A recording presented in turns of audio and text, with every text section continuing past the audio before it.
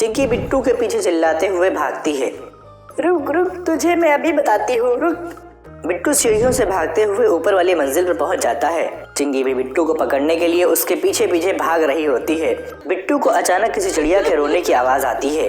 बिट्टू वहीं रुक जाता है और ध्यान से उस आवाज को सुनने लगता है, पर आवाज अचानक से बंद हो जाती है। क्या हुआ बिट्टू, थक गया क्या?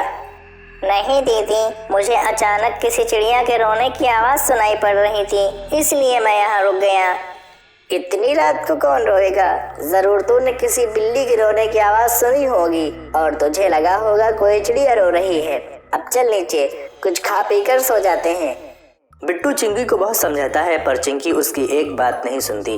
उसे लगता है कि बिट्टू उसे डराने के लिए ये सब बातें बोल रहा है। चिंकी बिट्टू की बात पर बिल्कुल ध्यान नहीं देती और वापस नीचे जाने लगती है। बिट्टू भी उसके पीछे पीछे जा ही रहा होता है। अचानक उसकी नजर एक बंद कमरे पर पड़ती है, जिस पर बड़ा सा ताला लगा होता है और उस ताले पर एक लाल रंग का कपड़ा भी बंधा होता है।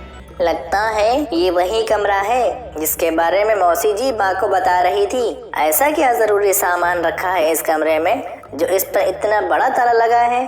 तुझे क्या, तुझे इतना सोचने की जरूरत नहीं है। मौसी जी ने हमें मना किया है इस कमरे में जाने से, तो बस हमें इस बात का ध्यान रखना चाहिए। रात को खाना खाकर सब सोने चले जाते हैं। आधी रात को अजीब सी खटखट की आवाज से चिंकी की अचानक आंख खुल जाती है। बिट्टू जल्दी उठ, जरा देख कर तो आ कि ये आवाज कहाँ से आ रही है। मुझे सोने दो दीदी, मुझे बहुत तेज नींद आ रही है, आप खुद जाकर देख लो। चिंकी डरते हुए अपने बेड से खड़ी होती है और ध्यान से उस आवाज को सुनने की कोशिश करती है। आवाज बाथरूम से आ रही होती है। चिंकी बाथरूम का दरवाजा खोलती है और डरते डरते उसमें झांकती है। जैसे ही वो अंदर देखती है, उसके होश उड़ जाते हैं। बाथरूम में पड़ा वाइपर अपने आप दीवार से जोर जोर से टकरा रहा होता है। चिंकी डर के मारे पसीने पसीने हो जाती है और भागते हुए नीचे अपने मम्मी पापा के पास चली जाती है। मम्मी पापा जल्दी उठो। अरे क्या हुआ बेटा, तुम इतनी घबराई हुई क्यों हो? वो पापा, वो बाथरूम वाइपर, पापा ऊपर भूत। क्या बोल रही हो चिंकी? ठीक से बताओ बेटा, हमें कुछ समझ नहीं आ रहा। तभी बिट्टू भी वहाँ आ जाता है। पापा वो ऊपर भूत है, ऊपर वाइपर बाथरूम में अपने आप जोर जोर से दीवार से टकरा रहा था।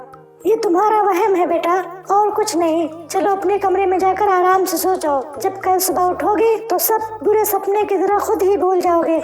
चिंकी और बिट्टू अपने कमरे में सोने चले जाते हैं। 2-3 दिन तक सब कुछ ठीक रहता है, पर अचानक एक रात चिंकी को किसी के रोने की आवाज आती है। वो उठकर कमरे के बाहर जाकर देखती है तो बाहर कोई नहीं होता, पर रोने की आवाज अभी भी आ रही होती है। चिंकी थोड़ा और ध्यान से सुनती है तो उसे वो आवाज उस बंद पड़े कमरे के अंदर सुनाई देती है।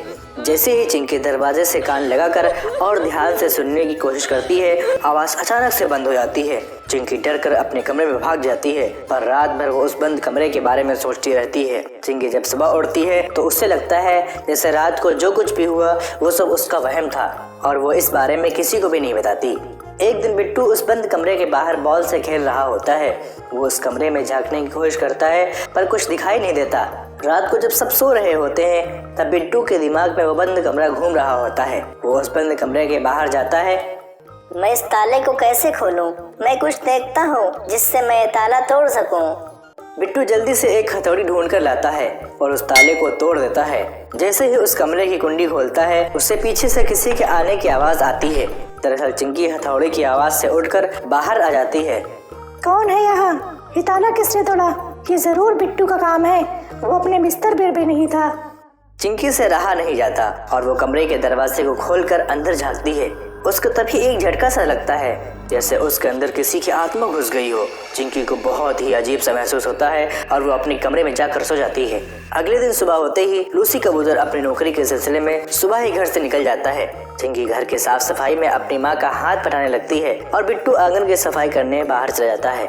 चिंकी का बर्ताव कुछ अलग सा होता है। वो बिल्कुल चुपचाप खिड़की पर खड़ी बाहर पीपल के पेड़ को ऐसे देख रही होती है जैसे वो अपने होश में ही ना हो। चिंकी, तू वहाँ खड़ी क्या देख रही है? चल जल्दी से मेरे साथ काम करवा। चिंकी टूनी की आवाज सुनकर एकदम होश में आ जाती है। उस दिन से चिंकी कभी कभी अजीब बर्ताव करने लगती थी। वो अक्सर उस पीपल के पेड़ को देखती रहती थी।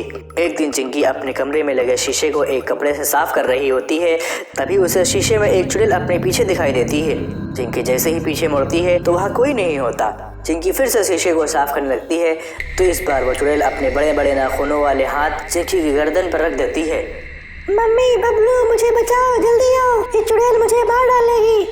टूनी और बिट्टू जल्दी से चिंकी के कमरे में आ जाते हैं तो वो देखते हैं कि चिंकी बेहोश पड़ी है।